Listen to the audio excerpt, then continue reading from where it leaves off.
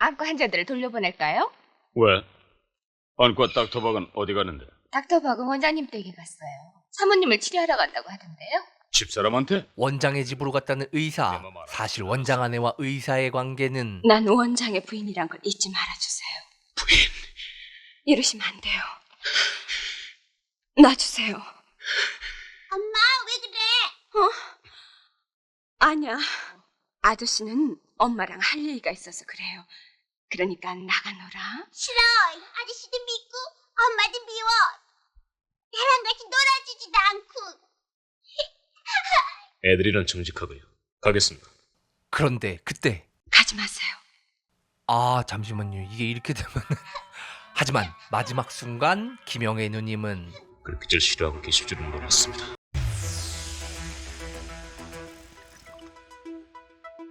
누가 왔었나? 닥터박이 잠깐 왔다 갔어요. 한 10분 앉았다 갔어요. 피곤하신데 목욕하시고 쉬세요. 진숙이 못 보셨어요?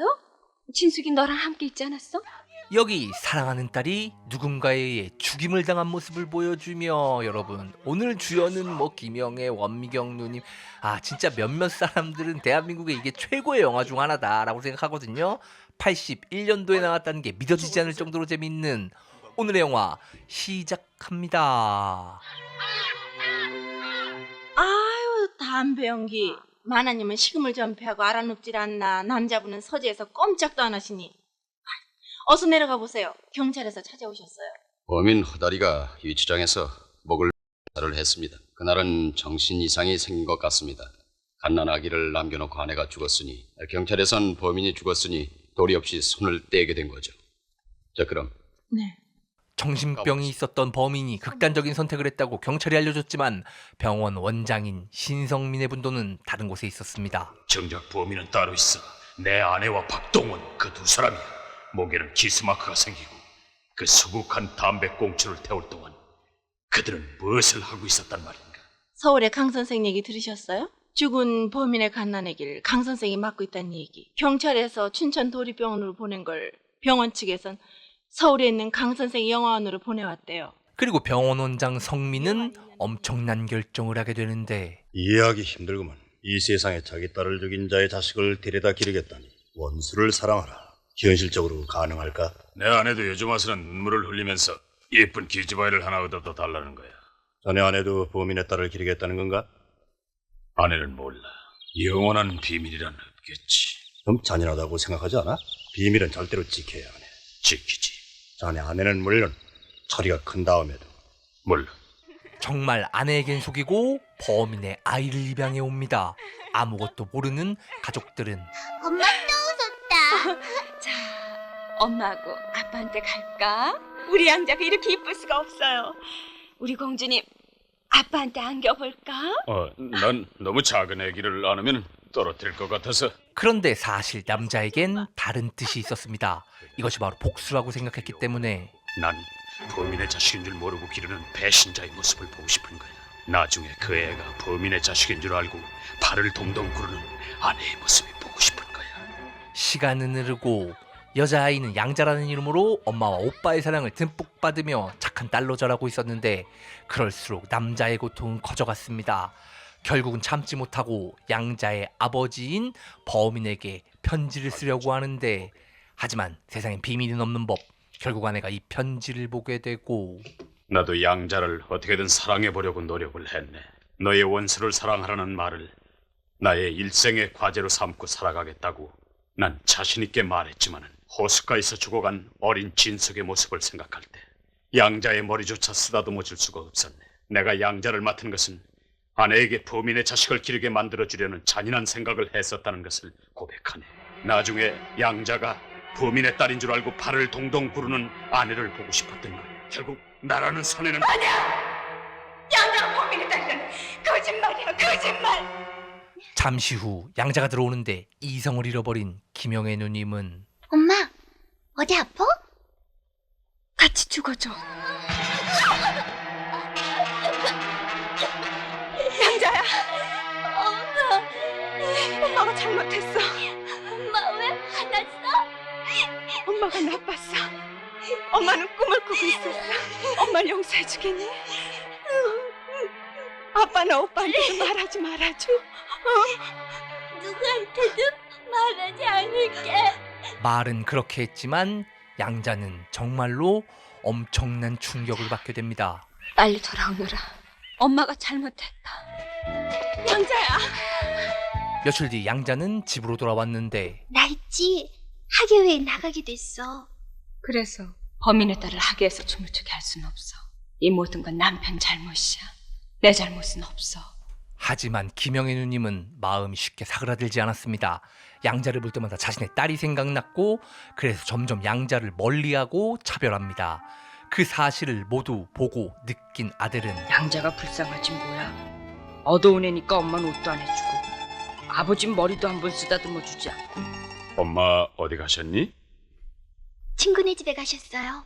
그것을 느끼는 건 아들뿐만이 아니었습니다. 남자 또한 그것들을 느끼고 점점 딸에 대한 미안함이 커지게 되는데 양자야, 네.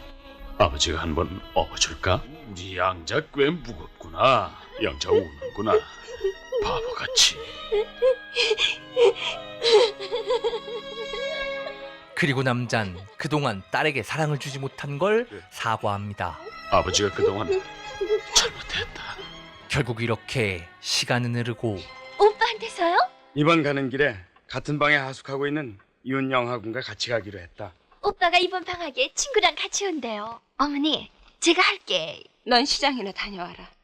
철이가 온다는데 창거리 좀 준비해놔야지.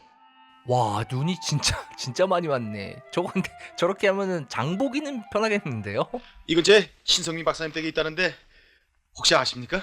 우리 집인데. 그러면은 바로 아가씨가 양자씨군요. 철이 친구 되는 윤영아입니다. 우선 춘천명물 막국수로 환영회를 할 겸 같이 나갈까요? 양자는 손님 대접 준비를 해야 하니까 우리 셋이 나가요. 양자한테 미안해서 어쩌지? 아니야, 난 괜찮아. 맛있게 잡수고 오세요. 아, 네.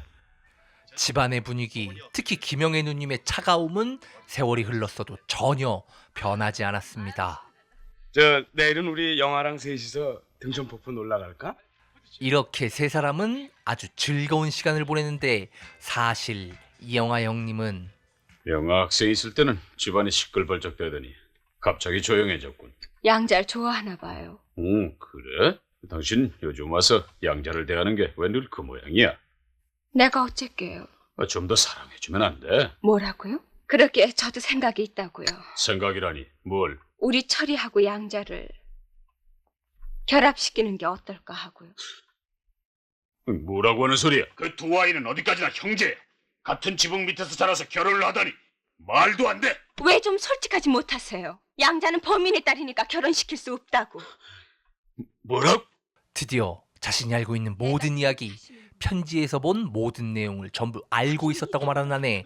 그런데 남편의 반응은 그날 진숙이를 죽인 것은 범인 허다리와 당신과 닥터박 그 세 사람이야. 뭐라고요? 그렇다고 범인의 딸을 의도다 기르는 형벌을 받아야만 되나요?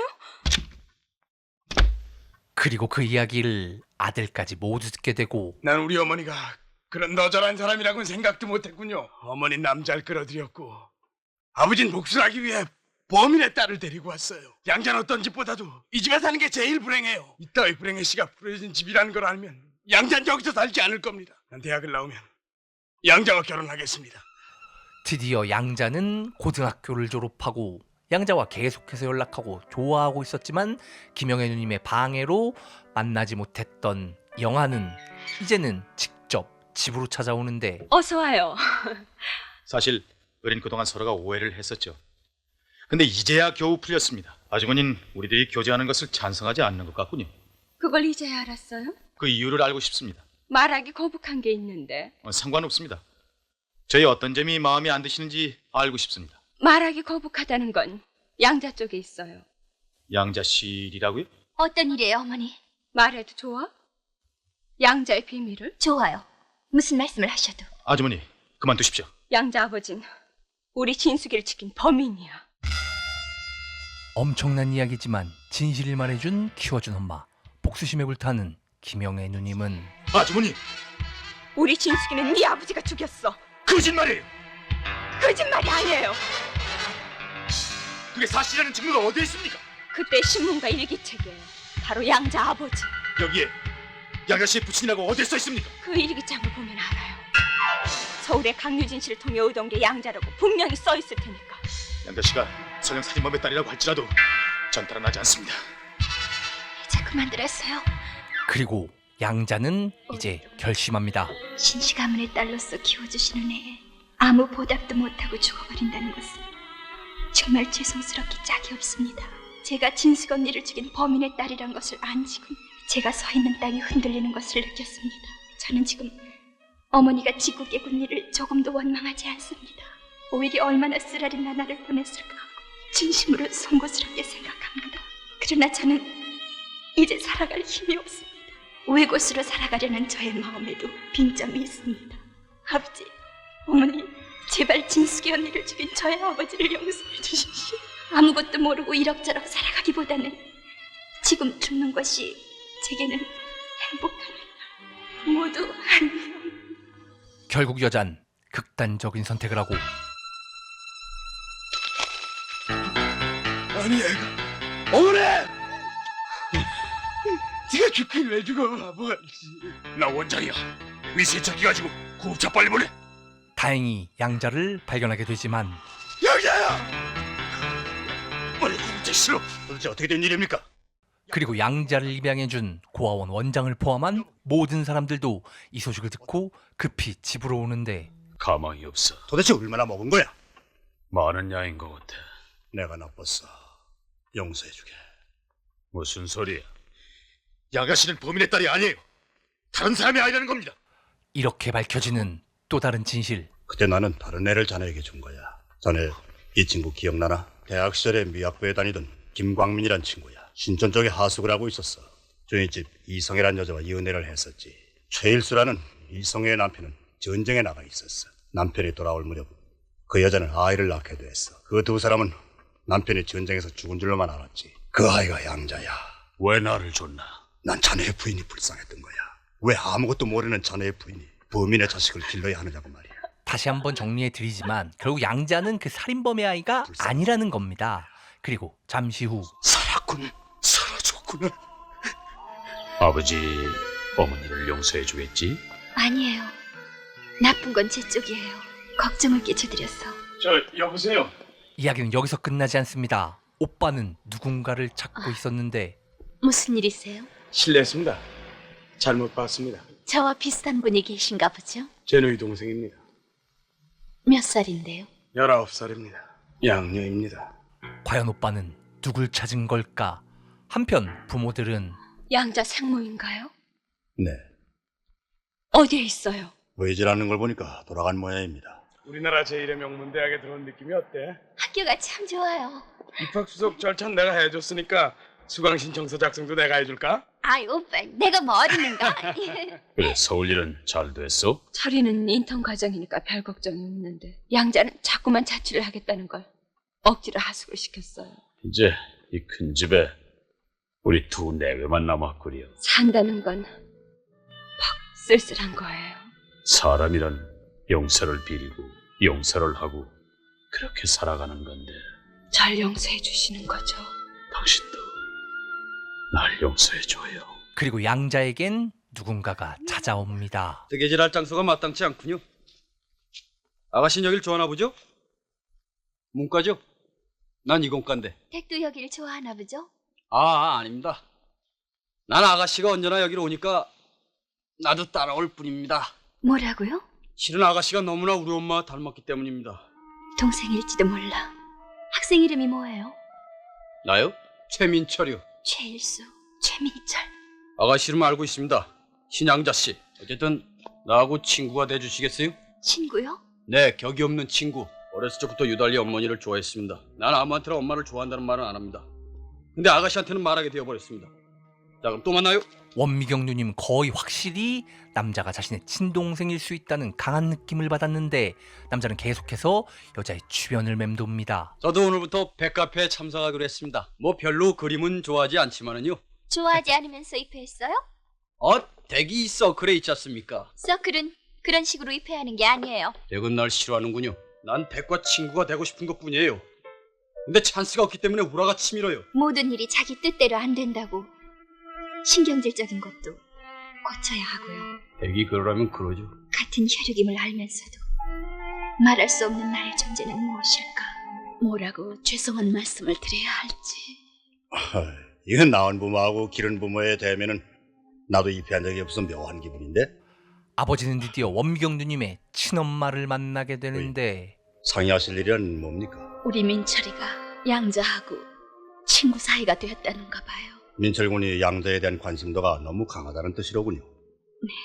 내 아들 철이가 전하는 말로는 양자는 민철이라는 청년이 자기 동생이라는 걸 알고 대하고 있다는 겁니다. 전 어쩌면 좋을지 모르겠어요.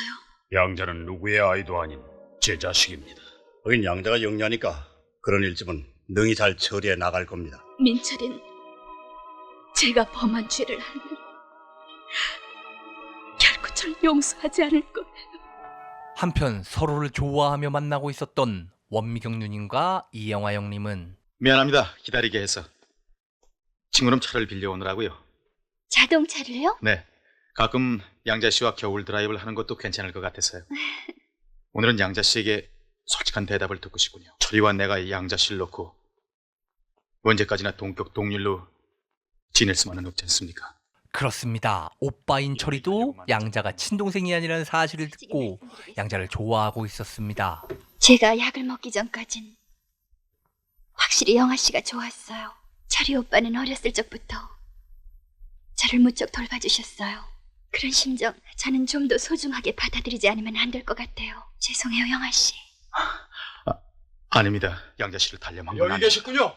나 양자식이 급히 할 일이 있습니다. 타세요. 어딜 가려고요? 차 안에서 얘기하자는 겁니다. 남들이 들을지 모르니까. 나 어저께 밤에 양자씨 오빠를 만났어요. 이렇게 상상하고 싶진 않지만은 혹시 양자씨는 우리 엄마가 난 딸이 아닌가요? 그럴 리가 없어요.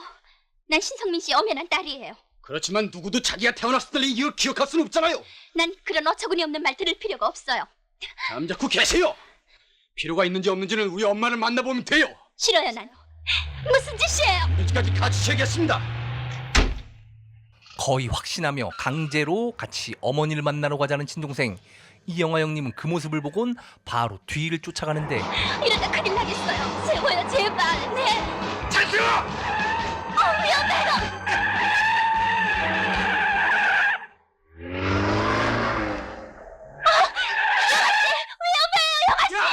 야! 맛있어!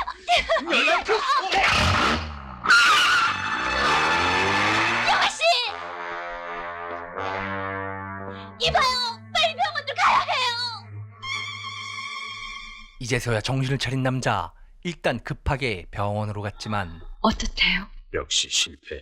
생명은 괜찮은데 한쪽 다리를 절단해야 돼.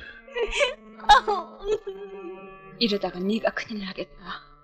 벌써 며칠을 뜯는 으로 있으니. 엄마 말이 옳아. 네 몸도 생각해야지. 좀 쉬어라. 어떻게 해야 될지 모르겠어요. 세상에 태어나서 안드라이가 태어나서 결국 영아 씨의 다리를 앗아가 버린 거. 저래도 걱정이다. 하루 종일 방 안에 멍하니 틀어박혀 꼼짝도 안 하니. 아빠가 주는 선물이다. 어느 정도 너에게 도움이 될지는 모르겠다만 너의 앞날의 모든 건 이 성서가 가르쳐 줄 거다. 죄송합니다. 그리고 드디어 처음으로 양자와 친엄마의 만남 그 첫 만남이 이루어지게 되는데 오셨습니까? 앉으시죠. 이 좀 앉으세요. 하지만 양자는 아직 엄마를 용서할 용기도 만날 용기도 없었습니다. 자리를 떠버리는 양자. 잘 오셨습니다. 요한복음 8장 1절에서 11절까지를 꼭 읽어보도록. 예수께서 앉아서 그들을 가르치실 때 간음하다가 잡힌 한 여인을 율법학자들과 바리새파 사람들이 끌고 와서 예수께 말했습니다. 이 여자가 간음하다가 현장에서 잡혔습니다. 모세는 율법에 이런 여자들을 돌로 치라고 명령했습니다. 그런데 선생은 이에 대하여 뭐라고 하시겠습니까? 그러나 예수께서는 몸을 굽혀 손가락으로 땅에 무엇인가 쓰고 계셨습니다. 그들이 계속하여 물으니 예수께서 몸을 일으키시고 그들에게 말씀하셨습니다. 너희 중에 죄 없는 사람이 먼저 이 여자에게 돌을 던져라. 그러자 이 말씀을 들은 사람들이 나이 많은 이로부터 시작하여 하나하나 물러가고 마침내 예수만 남았습니다. 그리고 여인은 가운데 그대로 서 있었답니다. 훌륭하게 자랐군요. 날 용서해줘요. 용서를 빌고 싶어요. 그녀는 아무 말도 그리고 누구에게도 돌을 던질 수 없었습니다.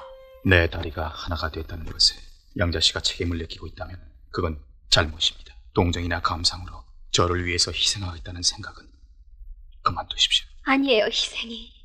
전 영아 씨와 결혼하고 싶어요.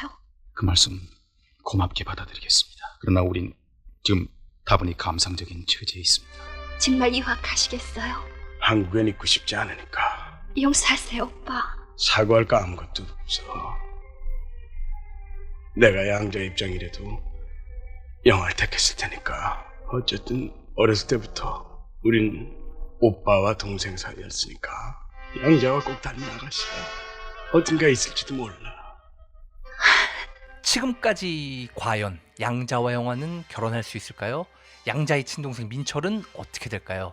와, 사실 이게 2시간이 넘는 런닝타임을 가진 영화였는데 솔직히 저는 이 영화를 볼 때 별로 지루함이 없었습니다. 물론 고전 영화 특유의 호흡이 약간 늘어지는 건 어쩔 수 없었지만 제가 편집한 다른 에피소드들이 사실 충분히 있었거든요. 그래서 그 다양한 이야기들 때문에 지루함이 별로 없었던 것 같습니다. 여기 나오는 배우분들만 하더라도 뭐 고 김영애, 원미경, 선우용녀, 박원숙 뭐 등등등등 정말 대단했습니다. 그리고 여러분 잊지 않으셨죠? 이런 81년도 영화를 이렇게 깨끗한 화면과 음성으로 볼 수 있게 해준 감사한 프리즈웍스. 저는 지금까지 대한민국 영화가 이렇게 발전할 수 있게 해준 이런 고전 영화들을 너무나도 사랑하는 영화 중독이었습니다.